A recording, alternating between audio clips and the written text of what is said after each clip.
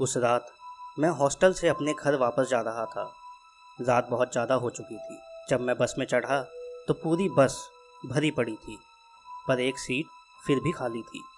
मैं उस खाली सीट को देखते ही उस सीट की तरफ भागा, पर सीट पर बैठने से पहले मेरी नज़र उस सीट पर रखे लाल कपड़े पर पड़ी, जिसे मैंने उठाकर एक साइड में रख दिया और उस सीट पर बैठ गया।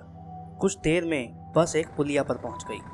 अभी बस पुलिया को पार करने ही वाली थी कि अचानक बस का एक टायर फट गया, और टायर के अचानक फटने की वजह से बस का बैलेंस बिगड़ गया, पर ड्राइवर ने जैसे तैसे बस को संभाल लिया।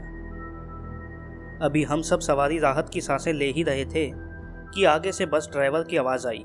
उसने कहा, अब ये बस आगे नहीं जाएगी, जिसे जाना हो पैदल ही चला जाए। पहले तो सब सवारी ड्राइवर की बात सुनकर उस पर भड़कने लगे, पर इसका कोई फ़ायदा नहीं हुआ। बस ड्राइवर और कंडक्टर बस को उसी पुलिया पर छोड़कर वहाँ से चले गए। उन दोनों के जाने के तुरंत बाद ही बस की सवारियाँ भी एक एक कर बस से जाने लगी, और देखते ही देखते बस की सारी सवारियाँ बस से उतरकर चली गईं। अब पूरी बस में मैं अकेला ही बचा था। ऐसे में मैं अकेला उस बस में क्या करता, तो मैं भी बस की सीट से जैसे ही उठा, मुझे किसी ने बड़े जोर का धक्का दे दिया, जिस वजह से मैं वापस उसी सीट पर जाकर गिर गया। तभी मैं गिरते ही बोला, अरे भाई, कौन है यहाँ पर? उस वक्त मेरे पैरों तले ज़मीन खिसक गई। मेरे पैर मानो उसी सीट पर जम से गए थे। जब पूरी बस में मेरे अलावा कोई था ही नहीं, तो मुझे धक्का किसने दिया? मैं ये सब सोच ही रहा था कि तभी किसी ने मेरी दोनों आंखों में अपनी उंगली धंसा दी, जिसकी वजह से मैं दर्द से एकदम से चीख उठा।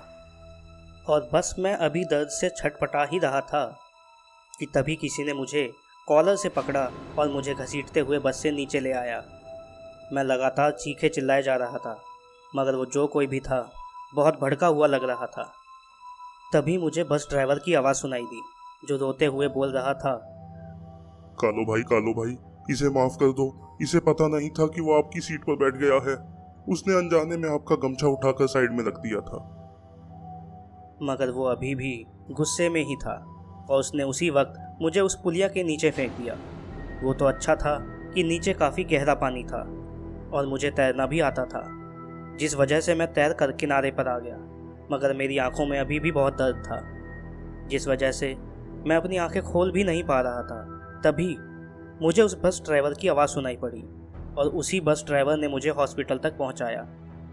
बाद में मुझे पता चला कि कालो नाम का दबंग आदमी पास के ही गांव में रहा करता था, पर वो जब भी कहीं जाता तो गाड़ी की सीट पर अपना कोई ना कोई कपड़ा रख देता, ताकि कोई भी उसकी सीट पर बैठ ना जाए।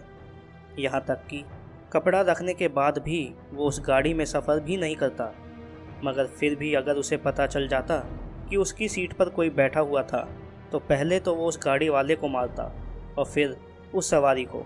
मगर एक दिन कालो एक हादसे में मारा गया, मगर उसका सीटों पर कपड़े रखने की आदत आज भी वैसी ही है। उस रात मैंने उस सीट से कपड़ा हटाकर जो गलती कर दी थी, मैं आज तक नहीं भूला।